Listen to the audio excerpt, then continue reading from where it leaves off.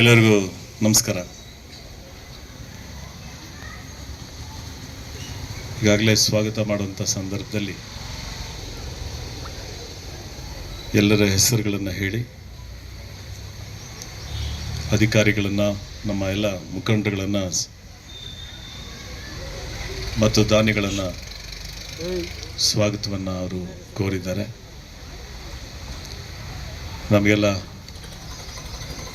ಪಾಠ ಹೇಳಿಕೊಟ್ಟಂಥ ಮಾಸ್ಟರ್ಗಳನ್ನು ನೆನಪು ಮಾಡಿಕೊಂಡು ಅವರಿಗೆ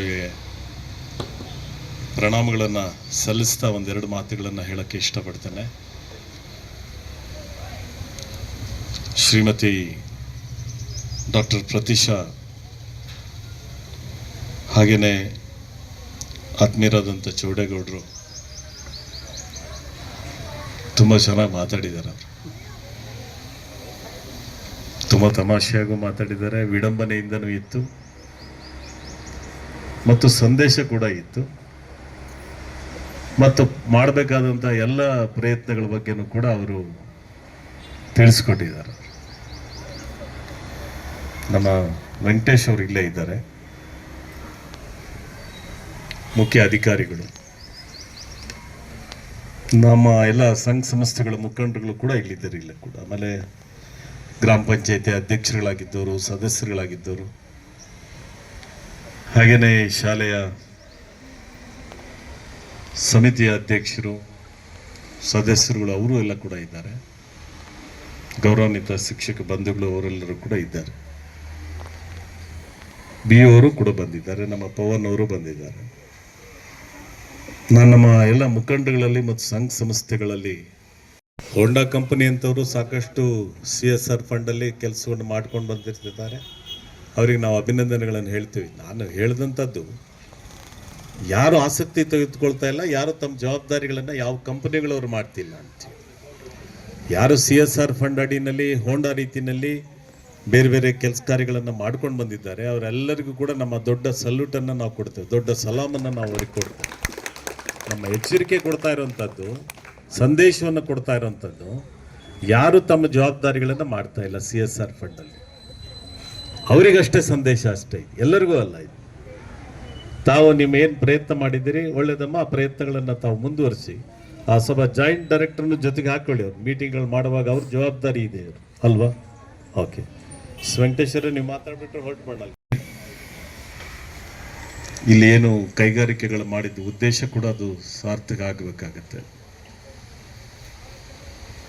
ಸೊ ಕೆಲವು ಸರಿ ಎಚ್ಚರಿಸೋ ಕೆಲಸ ಮಾಡಬೇಕಾಗುತ್ತೆ. ನಾವು ಎಚ್ಚರಿಸದೇನೆ ಇದ್ದರೆ ಸರಿ ಹೋಗೋದಿಲ್ಲ. ಅದಕ್ಕೆ ಇಲ್ಲ ಮುಖ್ಯ ಅಧಿಕಾರಿಗಳು ಇದ್ದಾರೆ. ಚೌಡೇಗೌಡರು ನಿಮ್ಮ ನಾಯಕತ್ವದಲ್ಲೇ ಮುಂದಿನ ಬುಧವಾರನೋ ಶನಿವಾರನೋ ಒಂದು ಸಭೆ ಮಾಡಿಕೊಂಡು ಅಲ್ಲೇ ಮಾತಾಡೋಣ. ಅಲ್ಲ ಒಂದು ಶಾಮಿಯಾನ ಹಾಕೊಂಡು, ಚೇರ್ಗಳು ಹಾಕೊಂಡು ಅಥವಾ ಜಮ್ಖಾನ ಹಾಕೊಂಡು ಕೆಳಗಡೆನೆ ಕೂತ್ಕೊಳ್ಳೋಣ. ಜಿಲ್ಲಾಧಿಕಾರಿಗಳಿಗೂ ಕೂಡ ಹೇಳಿದ್ವಿ, ಜಿಲ್ಲಾಧಿಕಾರಿಗಳಿಗೂ ಕೂಡ ಒಂದೆರಡು ಸರಿ ಹೇಳಿದ್ದೀವಿ. ಹೊಸದಾಗಿ ಜಿಲ್ಲಾಧಿಕಾರಿಗಳು ಬಂದಿದ್ದಾರೆ, ಅವರು ಕೂಡ. ಸೊ ತಾವು ಕೂಡ ತಿಳಿಸಿ. ಆ ಶಿವಮ್ ಅವ್ರದ್ದು ಎಷ್ಟು ಅಧಿಕ ಪ್ರಸಂಗತನ ಇದೆ ಅಂತ ಹೇಳಿದ್ರೆ, ಇವತ್ತು ಕೂಡ ಪ್ರಾಪರ್ಟಿ ಟ್ಯಾಕ್ಸನ್ನು ಕೊಡ್ತಾ ಇಲ್ಲ ಅವರು. ಪ್ರಾಪರ್ಟಿ ಟ್ಯಾಕ್ಸನ್ನು ಅವ್ರು ಕೊಡ್ತಾ ಇಲ್ಲ ಅವರು. ಹಾಗಾಗಿ ಇಲ್ಲ, ಬರೀ ಅಷ್ಟೇ ಸಾಕಾಗೋದಿಲ್ಲ, ಅದಕ್ಕೆ ಕಠಿಣವಾದಂಥ ಕ್ರಮಗಳನ್ನು ತಗೋಬೇಕಾಗತ್ತೆ. ಬರೀ ತಮಟೆ ಹೊಡೆಸಿದ್ರಿ, ನಿಮ್ಮ ಪ್ರಯತ್ನ ನೀವು ಮಾಡಿದ್ದೀರಿ, ಸಾಕಾಗ್ತಾ ಇಲ್ಲ. ಅದು ಕೆಲವು ಸರಿ ದುರಹಂಕಾರಕ್ಕೆ ಕೆಲವು ಕ್ರಮಗಳನ್ನು, ಕಠಿಣವಾದಂಥ ಕ್ರಮಗಳನ್ನು ತಗೊಳ್ಬೇಕಾಗತ್ತೆ. ಆ ಕೆಲಸವನ್ನು ತಾವು ಕೂಡ ಪಟ್ಟಣ ಪಂಚಾಯಿತಿಯಿಂದ ನಿಯಮಾನುಸಾರ ತಾವು ಮಾಡಬೇಕು ಅಂತ ಹೇಳಿ ಒತ್ತಾಯ ಮಾಡ್ತೇನೆ. ಅದರ ಜೊತೆಗೇನೆ ಆ ಸಂದೇಶ ಬೇರೆ ಕಂಪನಿಗಳಿಗೂ ಕೂಡ ಹೋಗ್ತದೆ. ಆ ಸಂದೇಶ ಬೇರೆ ಕಂಪನಿಗಳಿಗೂ ಕೂಡ ಹೋಗುತ್ತೆ. ಉದ್ದೇಶ ಏನು, ಇಡೀ ವೇಮಗಲ್ ಭಾಗಕ್ಕೆ ಅಷ್ಟೇ ಅಲ್ಲ ಚೌಡೇಗೌಡರು, ಇಡೀ ನಮ್ಮ ತಾಲೂಕು ಜಿಲ್ಲೆಗೂ ಅದ್ರ ಪ್ರಯೋಜನ ಪಡ್ಕೋಬೇಕದು. ವೇಮಗಲ್ ಭಾಗದ, ನರಸಾಪುರ ಭಾಗದ, ಮಾಲೂರು ಭಾಗದ ಕೈಗಾರಿಕೆಗಳೇನು ಪ್ರಾರಂಭ ಆಗಿದ್ದಾವೆ, ಅದರ ಸಂಪೂರ್ಣ ಪ್ರಯೋಜನ CSR ಫಂಡ್ ಮಾಡಿದ ಉದ್ದೇಶ ಏನು? ಡಾಕ್ಟರ್ ಮನಮೋಹನ್ ಸಿಂಗ್ ಅವರು ಅದಕ್ಕೊಂದು ಕಾನೂನನ್ನ ಮಾಡಿದ್ದಾರೆ. ಬರೀ ಒಂದು ನಿಯಮ ಮಾಡಿನ ಒಂದು ಗವರ್ಮೆಂಟ್ ಆದೇಶ ಮಾಡಿ ಅವರು ಕೇಂದ್ರ ಸರ್ಕಾರ ಮಾಡಲಿಲ್ಲ. ಆ ಸಂದರ್ಭದಲ್ಲಿ ವಿಶೇಷವಾಗಿ ಮೂಲಭೂತ ಸೌಕರ್ಯಗಳಿಗೆ ಅವ್ರದ್ದು ಕೂಡ ಸಾಮಾಜಿಕವಾದಂತ ಜವಾಬ್ದಾರಿ ಇದೆ ಕೈಗಾರಿಕೋದ್ಯಮಗಳದ್ದು ಅಂತ ಹೇಳಿ ಮಾಡಿದ್ದಂತ ಒಂದು ಕಾನೂನು ಅದು. ಆ ವಿಧೇಯಕವನ್ನ ಸಮರ್ಪಕವಾದಂತ ರೀತಿಯಲ್ಲಿ ಸರ್ಕಾರಗಳ ಜವಾಬ್ದಾರಿ ಕೂಡ ಇದ್ದಾವೆ. ಅದು ಕೇಂದ್ರ ಸರ್ಕಾರ ಇರ್ಬೋದು ಮತ್ತು ರಾಜ್ಯ ಸರ್ಕಾರಗಳ ಜವಾಬ್ದಾರಿ ಇರಬಹುದು. ಆಗಿಂದಾಗೆ ಒಂದು ಸಭೆ ಮಾಡಿ ಹಾಗೆ ಹೊರಟೋದ್ರೆ ಆಗೋದಿಲ್ಲ. ಸಭೆ ಮಾಡಿ ಸಂಬಂಧಪಟ್ಟವ್ರಿಗೆ ಕರೆಸ್ಬೇಕಾಗತ್ತೆ, ಹೇಳಬೇಕಾಗತ್ತೆ. ಜಾಯಿಂಟ್ ಇಂಡಸ್ಟ್ರೀಸ್ ಅವರು ಜಾಯಿಂಟ್ ಡೈರೆಕ್ಟರ್ ಇದ್ದಾರೆ ಇಂಡಸ್ಟ್ರೀಸ್ ಅಂಡ್ ಕಾಮರ್ಸ್, ಅವ್ರೇನು ಕಡಲೆ ಬರಿ ತಿಂತಿದಾರ? ಏನ್ ಅವ್ರ ಜವಾಬ್ದಾರಿ? ಅವ್ರ ಜವಾಬ್ದಾರಿ ಏನು ಅಂತ ಹೇಳಿ ನಾನು ಪ್ರಶ್ನೆ ಮಾಡ್ಬೇಕಾಗತ್ತೆ.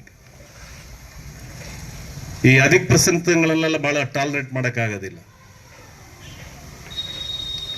ಸಣ್ಣ ಪುಟ್ಟ ಲೋಪದೋಷಗಳು ಯಾರಿದ್ರು ಆಗತ್ತೆ, ಅದನ್ನೆಲ್ಲ ಅದಕ್ಕೊಂದು ಮಾರ್ಜಿನ್ ಇರುತ್ತೆ, ಎಲ್ಲದಕ್ಕೂ ಕೂಡ ಒಂದು ಇತಿಮಿತಿ ಇರುತ್ತೆ. ಅದನ್ನೆಲ್ಲ ಕೂಡ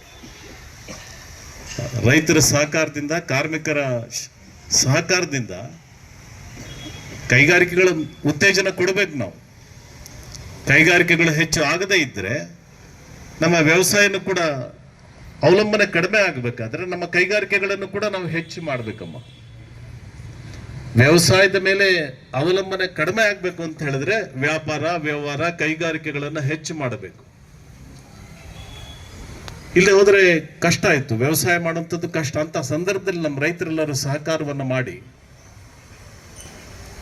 ಭೂಮಿಯನ್ನು ಬಿಟ್ಕೊಟ್ಟಿದ್ದಾರೆ. ಅದೇನು ಸುಮ್ಮನೆ ಏನು ಕೊಟ್ಟಿಲ್ಲ ಕೈಗಾರಿಕೆಗಳವ್ರಿಗೆ, ಅವರು ಹಣ ಕಟ್ಟಿದ್ದಾರೆ. ಹಾಗಂತ ಹೇಳಿ ಮಾಡಬೇಕಾದಂತ ಜವಾಬ್ದಾರಿ, ಯಾಕಂದ್ರೆ ನಮ್ಮ ಸಂವಿಧಾನ ಏನ್ ಹೇಳುತ್ತೆ, ಹಕ್ಕು ಮತ್ತು ಜವಾಬ್ದಾರಿ.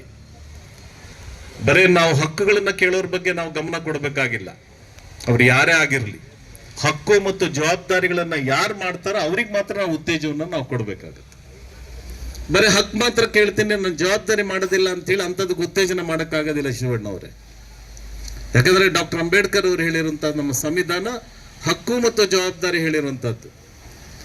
ಬರೀ ಹಕ್ಕು ಮಾತ್ರ ಕೇಳ್ತೀನಿ, ಜವಾಬ್ದಾರಿ ಇಲ್ಲ ಅಂತ ಹೇಳಿದ್ರೆ ಅಂತವಕ್ಕೂ ಉತ್ತೇಜನ ಖಂಡಿತ ಕೊಡೋಕ್ಕಾಗೋದಿಲ್ಲ. ಹಕ್ಕು ಮತ್ತು ಜವಾಬ್ದಾರಿಗಳು ಒಟ್ಟೊಟ್ಟಿಗೆ ಹೋಗುತ್ತೆ.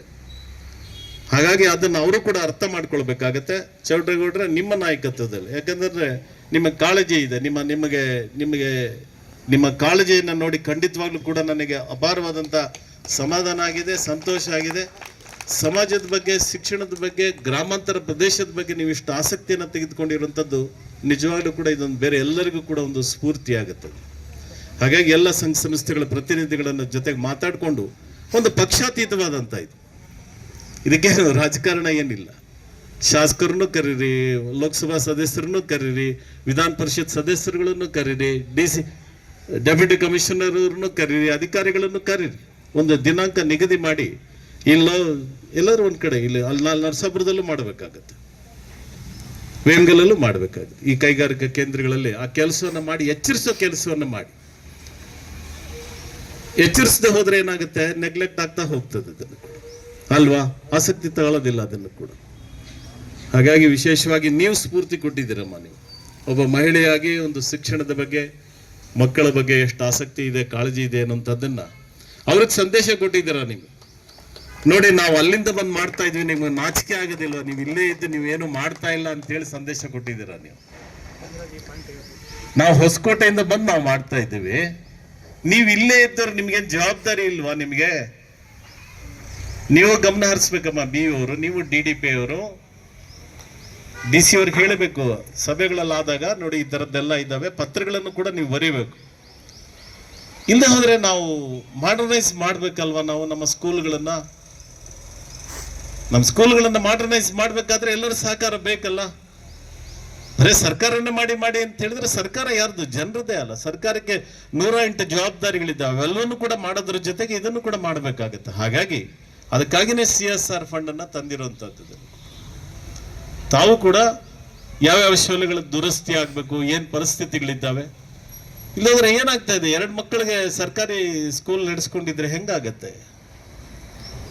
ಅಲ್ಲಿ ಮಕ್ಕಳೆಲ್ಲ ಬೇರೆ ಕಡೆ ಹೋಗ್ತಾರೆ. ಯಾಕಂತ ಹೇಳಿದ್ರೆ ನನ್ನ ಪ್ರಕಾರ